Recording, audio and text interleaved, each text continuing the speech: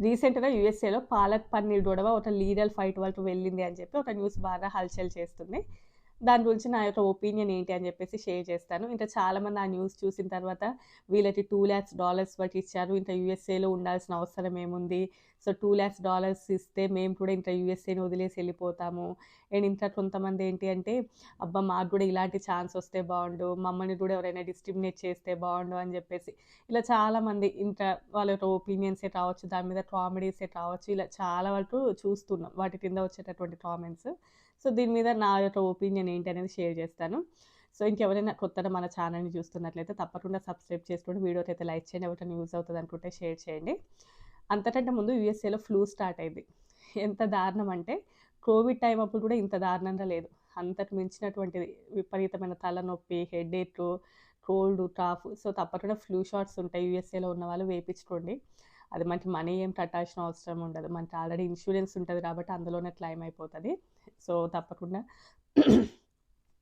అది కొంచెం నాకు ఫ్లూ ఏం కాదు కానీ ఆల్మోస్ట్ అలానే ఉంది సిట్యుయేషన్స్ విపరీతమైనయి.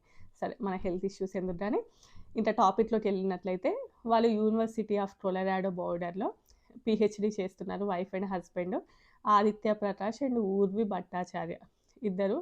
ఐ థింక్ వాళ్ళు యాంథ్రోపాలజీలో అని అనుకుంటున్నాను. సో, ఇంకా ఆదిత్య ప్రకాష్ 2023 సెప్టెంబర్‌లో పాలక్ పన్నీరు హీట్ చేసుకుంటున్నాడు. అంటే అక్కడ ఓవెన్స్ ఉంటాయి కదా! ఆల్మోస్ట్ అన్ని చోట్లలో. అక్కడ హీట్ చేసుకుంటున్నప్పుడు ఒక స్టాఫ్ వచ్చేసి, ఆ యొక్క స్మెల్ భరించలేకుండా ఉన్నాము. పాలక్ పన్నీరు ఆ స్మెల్ భరించేలాగా లేదు. వద్దు అని చెప్పారు. అదేంటి పాలక్ పన్నీర్ స్మెల్లు అతనికి నచ్చలేదేమో అందుకోసమే వద్దని చెప్పాడు. దానికోసము లీగల్‌గా వెళ్ళాల్సినంత ఏముంది.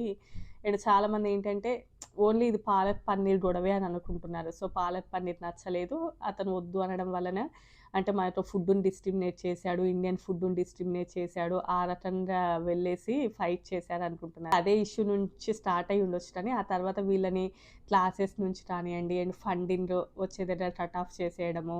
అండ్ తను టీచింగ్ అసిస్టెంట్ లాగా వర్క్ చేస్తుంటే యూనివర్సిటీలో తెలియకుండానే తన యొక్క పొజిషన్‌ని తీసేయడం. సో, అండ్ వీళ్ళ వల్లనే చాలా వరకు అంటే గొడవలవుతూ ఉన్నాయని చెప్పేసి వాళ్ళనడం. ఇలాంటివి చాలా కూడా వాళ్ళ మీద ఎదురయ్యాయి. సో, దానిని బేస్ చేసుకొని ఏంటి అంటే వీళ్ళు వాళ్ళకి అంటే కాలేజ్ వాళ్ళకి మెయిన్ వాళ్ళకి కంప్లెయింట్ చేసినా కూడా ఎవరు కూడా దాని నుంచి పట్టించుకోకపోవడంతోటి సో, వీళ్ళు దానిని డిస్క్రిమినేషన్ లాగా అంటే పాలకూర స్మెల్ వస్తుంది అనడం వలన డిస్క్రిమినేషన్ కాదు. యాక్చువల్‌గా యూఎస్ఏలో ఈఈఓసీ అని ఉంటది. అదే ఈక్వల్ ఎంప్లాయ్‌మెంట్ ఆఫ్ ఎవ్రీవన్. అంటే ప్రతి ఒక్కరికి కూడా ఏంటి అంటే ఏజ్‌ని కానియండి, లేకపోతే జెండర్ కావచ్చు, తెల్లగా ఉన్నారు, నల్లగా ఉన్నారు అలాంటివి కానియండి, బాడీ షేమింగ్ కావచ్చు, లేకపోతే ఒకరి యొక్క ఫినాన్షియల్ స్టేటస్ కానియండి, ఫ్యామిలీ స్టేటస్ కావచ్చు, లేకపోతే ఒక అంటే మనము వర్క్‌కి వెళ్ళినప్పుడు బేస్డ్ అంటే దానిని బేస్ చేసుకొనే కంపెనీస్ జాబ్ ఇవ్వడం కానియండి. అంటే ఇలాంటివి ఏదైనా ఉంటే అవంతా కూడా లీగల్‌గా ఫైట్ చేయొచ్చు అన్నట్లు. అంటే అందరికీ కూడా ఈక్వల్ ఆపర్చునిటీస్ ఉండాలి అనేసి యూఎస్ఏలో ఒక లా ప్రకారం ఉంటది. సో, వీళ్ళ కాలేజ్ మధ్యలో ఇచ్చేటటువంటి పీహెచ్‌డీ డిగ్రీ అది ఉంటది కదా! సో, అది కూడా ఇవ్వకపోవడం. మేబీ వీటిని బేస్ చేసుకొని ఏంటంటే కాలేజ్ లోపల వీళ్ళకి ఈక్వివాలెంట్‌గా అండ్ కాలేజ్ లోపల అన్‌ఫెయిర్ ట్రీట్‌మెంట్ ఉంటుంది అని చెప్పేసి. యూఎస్ఏలో ఎక్కడైనా కూడా అంటే ఫర్ ఎగ్జాంపుల్ ఒక ప్రెగ్నెంట్ ఉందనుకోండి. తను జాబ్‌కెళ్ళింది. బట్ నువ్వు ప్రెగ్నెంట్ కాబట్టి మేము జాబ్ ఇవ్వము అని దాని కంపెనీస్ అన్నా, అది కూడా చాలా తప్పే అన్నట్లు. అంటే మీరు కలర్ ఇలా ఉన్నారు కాబట్టి మీకు జాబ్ ఇవ్వడం అనడము. అండ్ రేస్ ఇలాంటివి చాలా కూడా అమెరికాలో చాలా పెద్ద మిస్టేక్ అన్నట్లు. అండ్ పక్క వాళ్ళ శాలరీ ఎంత అని అడగడము. అంటే శాలరీని బట్టి వాళ్ళకి ఇంపార్టెన్స్ ఇవ్వడం. అందుకోసమే మీరు చూడండి అమెరికాలో ఎవరు కూడా ఎవరి శాలరీ ఎంత అని అడగరు. అవన్నీ కూడా చాలా తప్పన్నట్లు ఇక్కడ. సో, దానిని బేస్ చేసుకొని ఏంటంటే సివిల్ రైట్ అట్లా వాళ్ళు పోరాడొచ్చు అన్నట్లు. అంటే మాకు ఇట్లా డిస్క్రిమినేషన్ జరిగింది అని చెప్పేసి. సో, అండ్ దీని మీద చాలామంది ఏంటంటే ఇంకేంటి వాళ్ళకి $2,00,000 వరకు వచ్చాయి కదా! ఇది బెటరే కదా! అని అనుకుంటారు. అయితే $2,00,000 అనేవి చాలా తక్కువ. వాళ్ళిద్దరు పీహెచ్‌డీ స్టూడెంట్స్. నార్మల్‌గా కాదు కదా! పీహెచ్‌డీ స్టూడెంట్స్ అంటే వాళ్ళు ఎంతలో ఇద్దరు వైఫ్ అండ్ హస్బెండ్ ఇప్పుడు వాళ్ళకి 2025 సెప్టెంబర్ లోపల వాళ్ళకి $2,00,000 ఇస్తున్నట్లుగా కాలేజ్ వాళ్ళు అనౌన్స్ చేశారు. అంటే కోర్టు ద్వారా. బట్ ఇప్పుడు వాళ్ళు ఇండియాకెళ్ళిపోయారు. 2026లో ఇండియాకెళ్ళిపోయారు. అదే వాళ్ళు యూఎస్ఏలో ఉంటే ఆ $2,00,000 అనేవి అసలు మ్యాటరే కాదు వాళ్ళకి. ఇద్దరు పీహెచ్‌డీ స్టూడెంట్స్ అనంటే వితిన్ 2-3 ఇయర్స్ లోపల వాళ్ళు ఎర్న్ చేసుకోగలరు. ఇప్పుడు ఆల్మోస్ట్ వాళ్ళ యొక్క ఫ్యూచర్ మొత్తం ఇంకా సరే ఇండియాకెళ్ళారు అక్కడ జాబ్స్ చేస్తున్నా కూడా వాళ్ళకు ఉన్నటువంటి గోల్స్ అవన్నీ కూడా పోయినట్లే కదా. అంటే యూఎస్ఏకి వచ్చి మళ్ళీ ఇంత దీనిని బేస్ చేసుకొని మళ్ళీ వాళ్ళు ఫ్యూచర్‌లో యూఎస్ఏకి వస్తారా అంటే అది చాలా పెద్ద క్వెషన్ మార్క్. ఎందుకంటే ఇంత చూసి ఇలాంటిది ఫేస్ చేసిన తర్వాత ఇండియాకెళ్ళి మళ్ళీ యూఎస్ఏకి రాలేరు. ఆ $2,00,000 అనేవి చాలా తక్కువ. యాక్చువల్‌గా మన ఇండియన్ కరెన్సీలో చెప్పుకోవాలంటే 1,500,00,000 ఆల్మోస్ట్ అంత వచ్చుంటాయి. అది చాలా తక్కువే కదా వాళ్ళకి. వాళ్ళు పీహెచ్‌డీ అక్కడ ఆల్రెడీ టీచింగ్ అసిస్టెంట్‌ల కాలేజ్‌లో వర్క్ చేస్తున్నప్పుడు ఒక యూనివర్సిటీలో చాలా తక్కువ అని నేను ఫీల్ అవుతాను. ఏంటంటే కొంతమంది మేము కూడా కర్రీ హీట్ చేసుకుంటుంటే మమ్మల్ని కూడా ఎవరైనా తిట్టితే బాగుండు అని చెప్పేసి. సో అలా తిడితే డిస్క్రిమినేషన్ రాదు. అలా దాని తర్వాత వాళ్ళకి ఎదురైనటువంటి కాన్సిక్వెన్సెస్. అదే కాలేజ్ లోపల అలా టీచ్ చేసే విధానము, తనని టీచింగ్ అసిస్టెంట్స్ నుంచి తీసేయడము అండ్ వాళ్ళకి కట్ ఆఫ్ చేసేయడం, వీటన్నిటిని బేస్ చేసుకొని ఏంటంటే అన్ఫేర్ ట్రీట్మెంట్ జరుగుతుంది కాలేజ్లో అని చెప్పేసి మెయిన్ దానిని బేస్ చేసుకొని అలా జరిగింది. అండ్ యాక్చువల్గా యూఎస్ఏలో అంటే చాలామంది అమెరికన్స్కి ఇండియన్ ఫుడ్ నచ్చుతుంది. అంటే నేను వర్క్ చేసే చోట కానివ్వండి, ఎక్కడైనా మన దోశలు కానివ్వండి, ఫ్రైడ్ రైస్ కానివ్వండి, బిర్యానీ కానివ్వండి, ఆల్మోస్ట్ వాళ్ళకి నచ్చుతాయి. ఇది కొంచెం సెన్సిటివ్ టాపిక్ అయినా కూడా నిజంగానే మన ఇండియన్ ఫుడ్ అనేది కొంచెం ఎక్కువ స్మెల్ వస్తుంది.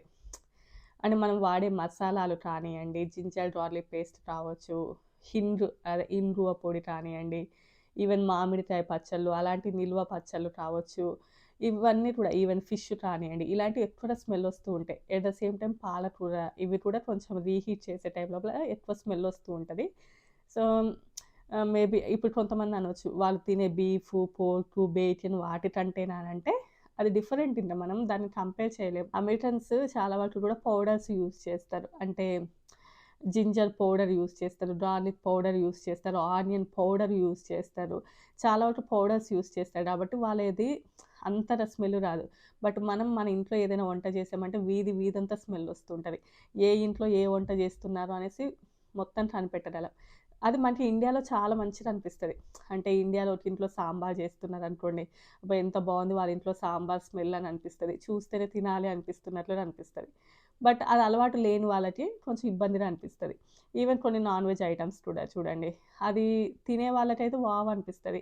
ఆ ఇండ్ల మధ్యన తినని వాళ్ళు ఎవరైనా ఉన్నారు అనుకోండి, వాళ్ళకి ఏందిరా బాబు ఈ టార్చర్ అనిపిస్తుంది. సో అలానే ఇంకా ఇది కూడా. అండ్ ఇంకా చాలామంది కూడా అనంగా విన్నాను నేను. అంటే ఇండియన్స్ యొక్క ఫుడ్ స్మెల్ వస్తూ ఉంటుంది.